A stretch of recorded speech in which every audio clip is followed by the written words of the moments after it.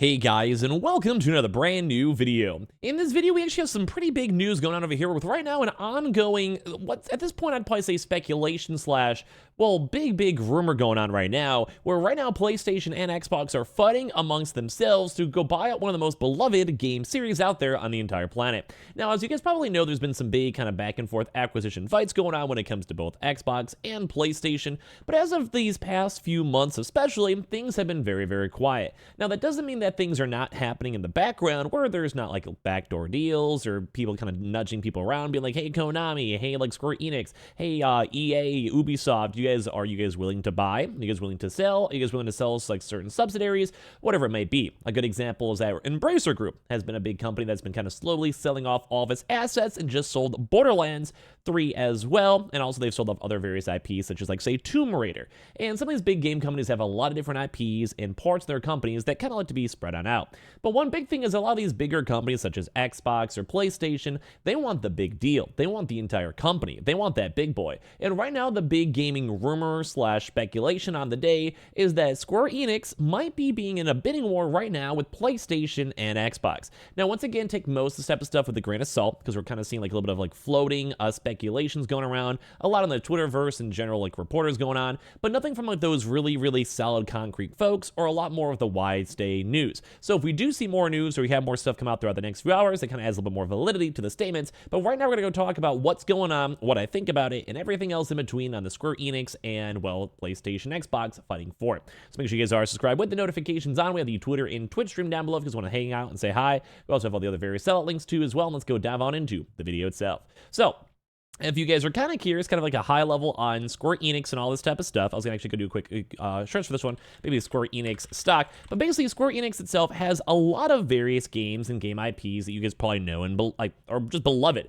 both on a publisher side, so they've worked with games and even anime and other various companies, but as well as also things such as popular IPs. So just kind of going through examples: Dragon Quest, Final Fantasy, and I'm sure a lot of you guys on the PlayStation side know Final Fantasy 16 of 7, their animes, their movies, everything else. Life is Strange, obviously a lot of Final Fantasy, Octopath Traveler, Just Cause, Nier, Dragon Quest, Crisis Core, Outriders, which did kind of die pretty quick, and some of the other various games they've either worked with or published on. But basically, Square Enix, I'm sure you guys know, is mostly for Final Fantasy, but a lot of other various things too as well. Kingdom Hearts, Nier, Dragon Quest, like they're around, like more like the quote-unquote weeby anime style games, but like they've been floating around. Now, if you guys actually look at the Square Enix stock too as well, it is a somewhat expensive company because it has been around, for quite a bit of time. But at the same exact time itself, this actually might be affordable both on the PlayStation side and Xbox side. Now, there's a few different ways companies can usually go and either buy out companies, whether it's pure cash reserves, such as, say, Xbox has done that pretty much with Acquisition. I believe that was a cash deal. And then a good example is the Borderlands deal, where Take-Two got Borderlands from Embracer, and they basically paid them in stock dilution. A lot of things such as, like, companies will sometimes be like, hey, we want to go buy this acquisition. It'll make us more money in the long term. We're going to go and basically either sell some of our stock that's, like, in our treasury or our company treasury, like the equity we own ourselves, and or we either go and make and like print more a stock to dilute the stock to basically have acquisitions. Like the idea is like, hey, we're going to go dilute $300 million of stock, and then we're going to go buy a product worth $300 million. So long term, because it is a revenue producing deal, although the stock may go down short term because we have to dilute the stock, so typically supply and demand, but then at the long term we'll make more money because we have a more proper revenue inducing company. So at the end of the day, it's kind of intriguing to go and see, because basically we have Square Enix over here, like I mentioned, and it is a somewhat bigger company. Now, if you guys want to look at the actual overall price point over here, this is the Japanese currency, so it's not worth $600 billion. Japan to USD. So basically, if you guys kind of go through these all comparisons on this one, I wish I could do it because I think I did all the stuff over here too as well. Yen to USD. I'm trying to go and get these numbers right over here, but sadly, it is a little bit on the harder side. Either way, like the comparison's probably not as high on that. Let me just do a quick, how much is Square Enix worth? So I usually don't do this stuff too much on the fly. There you go, better. That's what I was gonna probably assume, because it's usually like a multiple down to like 100s. So basically right now, Square Enix is $4 billion for their whole entire company. So there's been a big rumor going over here right now. We've been seeing up on Twitter, seeing on things floating around, is that basically PlayStation and Xbox are fighting between the two. Now, we have to wait for more stuff to come out with this type of stuff in general, but because we have been seeing Twitter reports. Like, I've seen a lot of people mention it, but like I said, I have not seen an official source so far. But they're saying right now that Phil Spencer is working out a deal to acquire the studio and have the announcement by the summer showcase, and they want to have everything else solidified for basically PlayStation to get out of the zone. They can work with Sony as much as they have been. Right now, PlayStation and Square Enix have had a pretty tight connection. They've been working with obviously Final Fantasy VII, the remake that just came out on PlayStation, Final Fantasy 16 as well. But at the same time, Xbox has also been working inside deals. So while PlayStation may have the exclusivity rights for quite a few of the bigger games, Xbox has done things like getting Final Fantasy 14 on their Xbox platform. So what does this really mean? There's kind of a lot to break down, but PlayStation does have a few $1 billion for acquisitions. I've said on other videos, they already have a strong connection with Square Enix. I'm surprised that they're not like a PlayStation studio, or at least go and acquire them or have a majority stake in their company itself.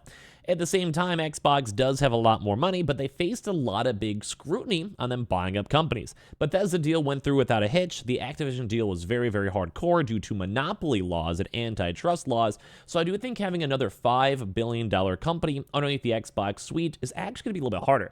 Now, they kind of gave them the Activision deal. They're kind of fine with it. But I think if they threw another $5 billion into it, I do think that'll be an issue and it would probably be stopped legally. Now, I'm not a lawyer, but it's just my general opinion. Right now, PlayStation, though, I think would have an easy acquisition. They already have cash on hand, and as well, we're also seeing them try to have better direction in terms of the long-term companies. Now, we also did go and see other comments, too, as well, for Square Enix mentioning how they wanted to go and restructure their company, have a few more mainstay games. This is like for the past week or so. They're going to probably have a lot more of an in-depth talk on their upcoming stock conference for all the shareholders. But at the same time, this is a big deal, because Square Enix is a game I think Xbox would really want. They didn't have a chance to go do deep dive into like the Asian markets when it comes to all their different types of games, and they missed out on things like, say, Genshin and other various games such as like Honkai. And as well, the basically Asian scene for things like Square Enix are very strong and very loyal companies. People really enjoy Final Fantasy. Now, they may not love the most recent ones as much, or maybe the sales aren't as crazy as people expect, but there is a very strong market of people who really enjoy Final Fantasy 14, which is a long-term revenue-producing game, or other various games such as like Nier and all their other various IPs. And like I said, anime. Although it kind of fits a little bit more with PlayStation. In my mind, PlayStation, like I said, there is anime publishing. They do own Crunchyroll, so that would make a lot of sense for them to want to go and get this acquisition. That gets a few extra games. They could have a little bit more licensing rights, and although they do have a lot with Crunchyroll and Funimation already, it's intriguing to have. And as well, they already do have these cool like partnerships when it comes to Square Enix. So it's probably one of those easy things of like, you already have these meetings with these people all the time. Might as well just be like, hey, we own you. We get a little bit more extra profits. We do things slightly more our way, but things have been mostly working out good.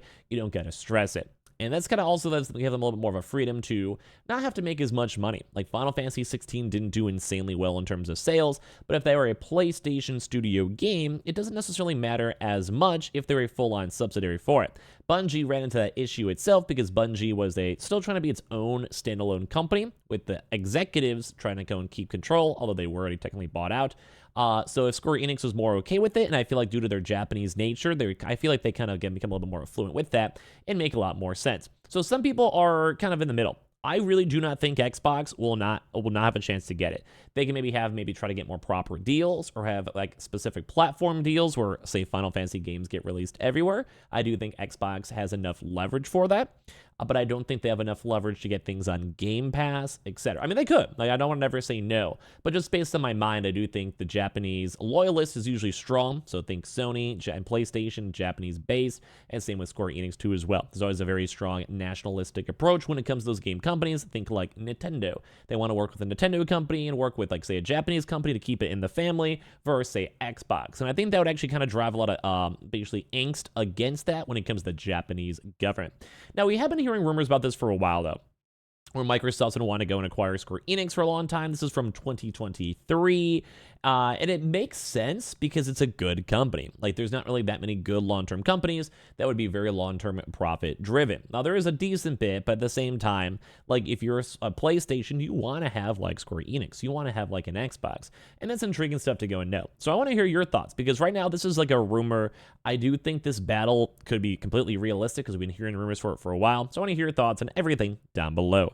Make sure you guys are subscribed with the notifications on. Give me your thoughts and comments down below, and follow the Twitter and Twitch if you guys would like, and leave a like if you guys would like to too as well. Love you guys.